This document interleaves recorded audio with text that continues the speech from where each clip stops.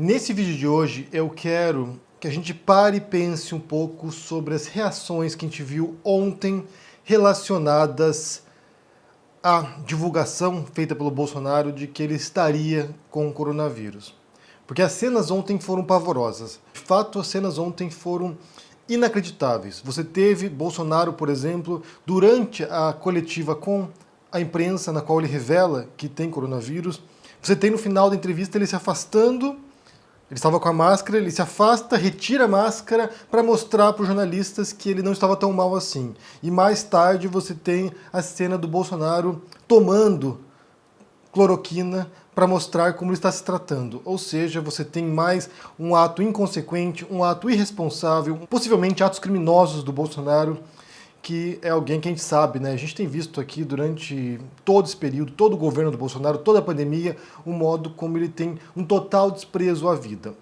Só que aí entra uma outra questão, entra um outro problema que não é apenas como Bolsonaro age, como os bolsonaristas agem, toda a retórica de ódio, de morte, de intolerância dessas pessoas, o modo como eles inflamam os ânimos, como eles acirram a polarização, como eles desumanizam a oposição política, mas tem a ver com a nossa reação, como a gente deve reagir a isso, como a gente deve confrontar esse ódio e essa intolerância.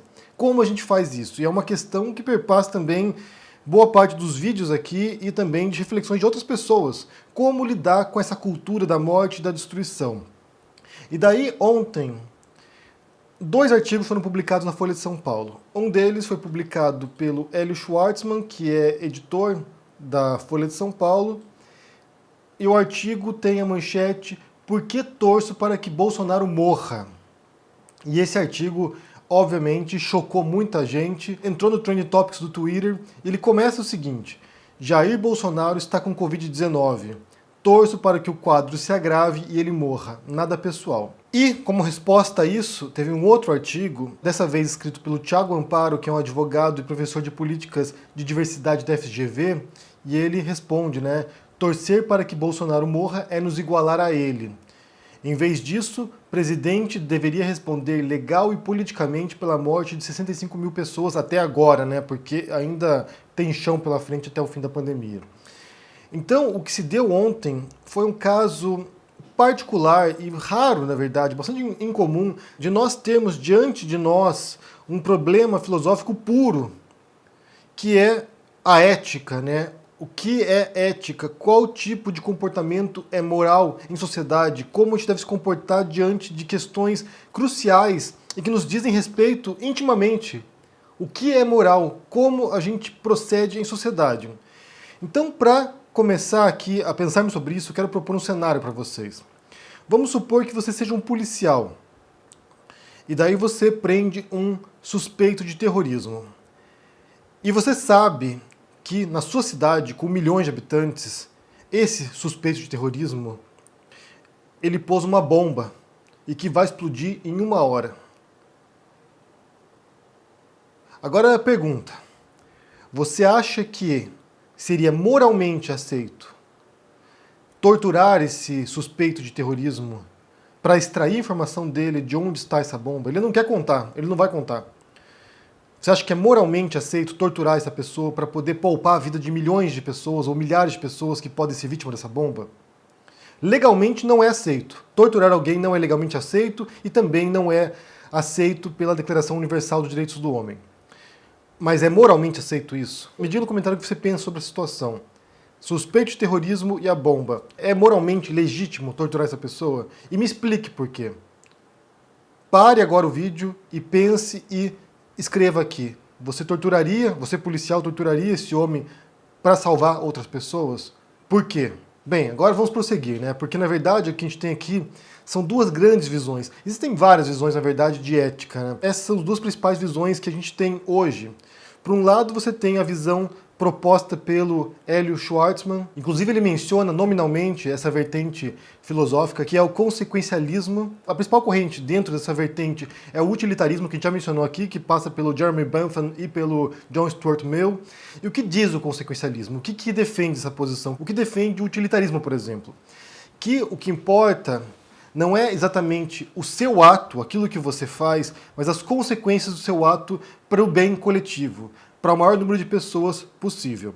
Então eu vou citar aqui um caso, que é um caso clássico da ética, né, que é um exemplo dado em muitos cursos de ética, em muitos vídeos de ética que você vai encontrar por aí, que é o do trilho do trem. Você tem um trilho do trem, de um lado você tem um trilho que tem 5 pessoas amarradas no trilho, e do outro lado você tem uma bifurcação com uma pessoa amarrada. E você, observador, está fora do trilho e você tem a opção de mover a alavanca para impedir que o trem vá reto e atropele 5 pessoas. Você pode escolher virar a alavanca e fazer o trem desviar de curso e só matar uma pessoa. Eu quero saber como vocês reagiriam nessa situação. Você tem essa escolha: permitir que o trem siga reto e mate 5 pessoas, ou virar a alavanca e optar para que o trem mate apenas uma pessoa.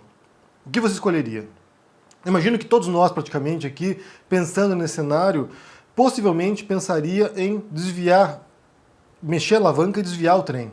Porque assim te poupa 5 pessoas, 5 vidas. Então essa lógica aqui, ela parte sim dessa noção utilitarista de que é mais importante salvar 5 vidas do que salvar uma única vida. Agora vamos pensar o seguinte: eu vou aproveitar esse cenário aqui e mudar um pouco, fazer aqui uma coisa própria.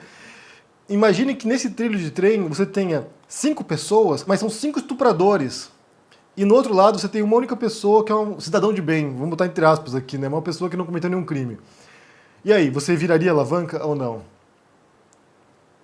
Porque a resposta também vai partir dessa noção consequencialista, né? Do bem coletivo, do bem maior. O outro cenário, a partir disso também, desse cenário do trilho do trem, é o seguinte: você, observador, está fora, olhando ali o trilho do trem, 5 pessoas não criminosas, né? Vamos voltar aqui ao cenário anterior, 5 pessoas ali no trilho do trem, não há alavanca. Você não tem a opção de virar uma alavanca e escolher para onde o trem vai. Mas, por outro lado, você repara que tem uma pessoa ali, uma pessoa bem grande, que se você empurrar essa pessoa no trilho, você para o trem. Você evita que o trem prossiga e mate quem está no trilho. Agora é outro cenário. Agora é você vai ter que ir lá empurrar alguém, sacrificar a vida de uma pessoa para salvar 5 pessoas. Você faria isso? Você optaria agir desse modo de empurrar a pessoa para salvar outras pessoas? Por quê? Me diga no comentário aí. Você faria isso e por que faria isso? Ou não, né? A visão do Schwartzman tem a ver com essa noção de que o sacrifício do Bolsonaro salvaria mais vidas no Brasil. Serviria de exemplo. O fato de ele contrair o coronavírus, adoecer e morrer, ajudaria a poupar vidas no futuro próximo no país. É uma visão consequencialista. É uma visão de que os fins justificam os meios. De que o sacrifício do Bolsonaro vai servir para um bem maior, para a coletividade. Mas tem uma outra visão ética também, chamada deontologia. Deon, no grego, é de dever, quer dizer dever. E parte do princípio que é o seguinte: o comportamento ético, os atos morais, eles não valem pela consequência deles, eles valem pela intenção por trás deles, eles valem por aquilo que eles representam. Que a gente jamais deve usar as pessoas como meios, mas pensá-las em fins como si próprias. Que toda pessoa tem uma dignidade, mesmo aquelas que parecem indignas. Então, por exemplo, o principal autor nessa linha é o Kant, Immanuel Kant, autor alemão, e que a gente falou aqui recentemente, ontem mesmo inclusive falei isso, sobre o imperativo categórico. Como você tem essa noção de que os seus atos deveriam ser feitos de tal modo que você pensasse neles como universais. Então, por exemplo, eu não vou matar ninguém porque esse respeito à vida do outro eu quero que sirva como uma norma universal. Eu não vou matar ninguém porque eu não quero que as outras pessoas se matem, ou que me matem também.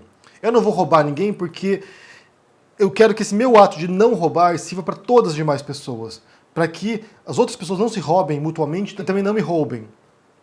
As religiões, em geral, elas têm essa visão deontológica, elas têm essa noção de dever, elas têm esse caráter de universalidade. Eu não ajo desse modo porque esse é um modo como, idealmente, todos os seres humanos deveriam se comportar. Então voltemos ao começo ali, voltemos ao cenário da tortura. Na visão consequencialista, torturar um terrorista para extrair informação dele de onde está a bomba seria aceito, porque através desse ato, através desse gesto de tortura, que é um ato desumano, que é um ato que viola a lei, inclusive, você conseguiria salvar mais vidas.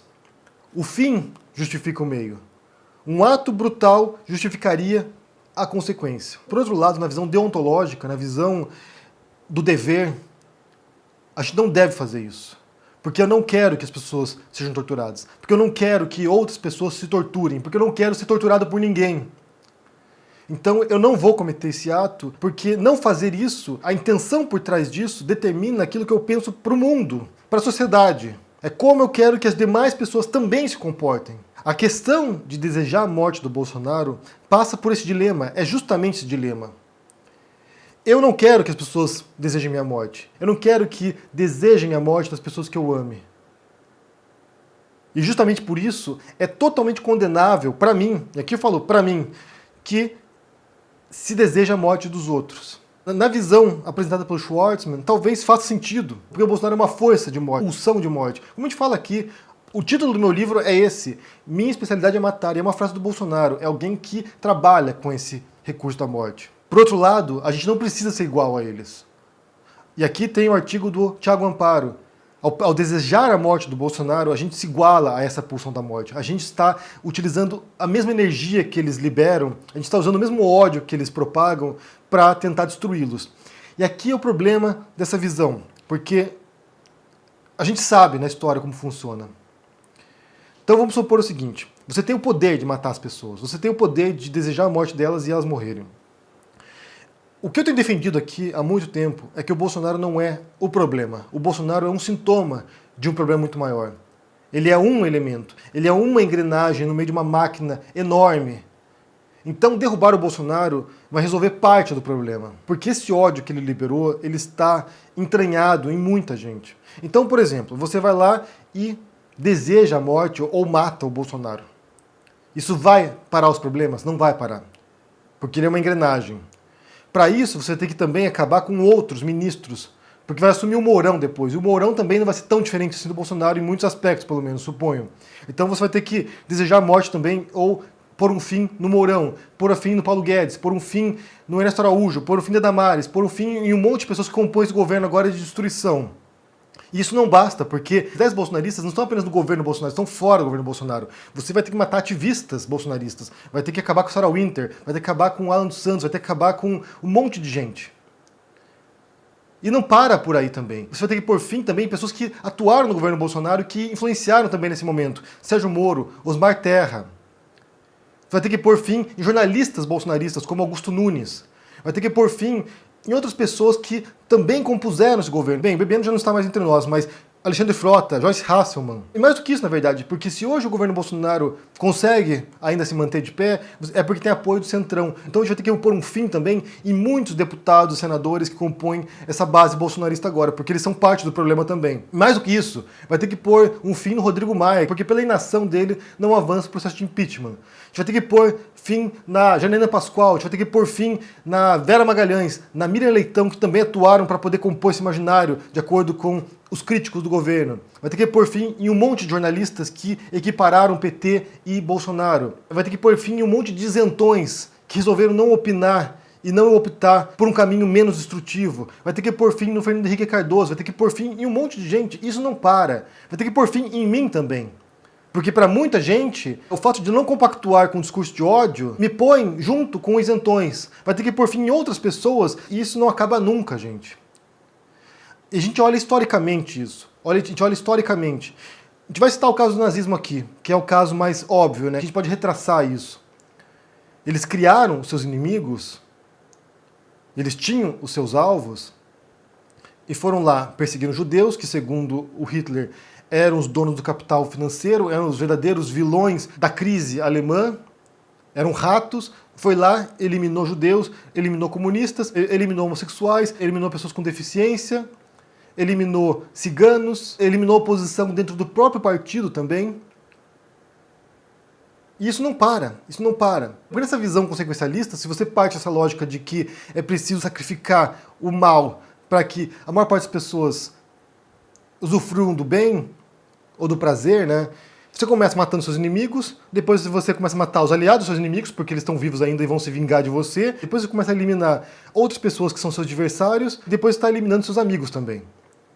Não tem fim. E no fim, a grande questão é que tipo de sociedade a gente quer. E isso passa, acima de tudo, na verdade, por comportamentos individuais. Como eu vou me comportar? Como eu vou lidar com uma situação como essa? Como eu vou lidar com esse tipo de problema, com esse tipo de dilema? Quem acha que a queda do Bolsonaro vai acabar todos os problemas do Brasil é muito ingênuo. Não está compreendendo todos os mecanismos que estão em atividade. O Bolsonaro é uma parte disso. E como diz o Tiago Amparo aqui, ao agir como eles agem, a gente se iguala a eles. E esse é o mundo que a gente quer, de fato? Eu vi gente falando aqui, e esse é um argumento recorrente que é muito ruim, na verdade, é muito ruim. Que diz o seguinte: mas a gente não enfrenta nazista com paz e amor, que a gente não enfrenta nazista com flores. Que se os americanos ou os russos houvessem enfrentado Hitler com flores, teriam perdido a guerra. E guerra, gente, é uma situação particular. A guerra é justamente quando você tem a suspensão de valores morais. Em tempos de paz, a gente defende o seguinte: não matarás. É proibido matar o outro. Em tempo de guerra, isso não funciona. Isso é anulado, temporariamente, muitas vezes. E você passa a ser obrigado a matar os outros. Porque é uma questão de sobrevivência. Por outro lado, tem um filme bastante interessante sobre isso, que se chama Até o Último Homem, que é um filme do Mel Gibson, no qual ele mostra um personagem que é mormon, se não me engano, e ele quer ir para a guerra. Isso é um filme sobre a Segunda Guerra Mundial. Ele quer ir para a guerra, ele vai para o Pacífico, para o cenário do Pacífico, né, enfrentar os japoneses, e ele quer ir para a guerra, só que ele, como mormon, ele não pode matar ninguém. E aqui a gente tem a visão deontológica, o dever, né? Eu quero ir para a guerra, mas eu não quero matar ninguém. E daí o exército norte-americano fala: gente, mas como é possível isso? Como é que você vai para a guerra sem matar ninguém? Como é que você vai se enfiar no campo de guerra, no campo de batalha, desarmado? Porque ele não quer nem pegar na arma. Ele vai treinar, ele vai, sabe, fazer o treinamento, mas ele quer ser médico. E daí ele não quer treinar com o fuzil. E ele se recusa a pegar o fuzil, ele se recusa a pegar numa arma. E ele vai para a guerra. E ele consegue cumprir o objetivo dele de não matar ninguém. E o contrário, ele vai lá e salva dezenas de soldados, tanto americanos quanto japoneses. Ele salva aliados dele e salva também inimigos. Vale conferir porque ali você tem justamente essa questão ética na base do filme, de como a gente tem que servir de exemplo para aquilo que a gente quer para o mundo. Que tipo de mundo que a gente quer e como nossos comportamentos determinam também esse mundo. E outra coisa, a gente não está em guerra. A gente não está em guerra.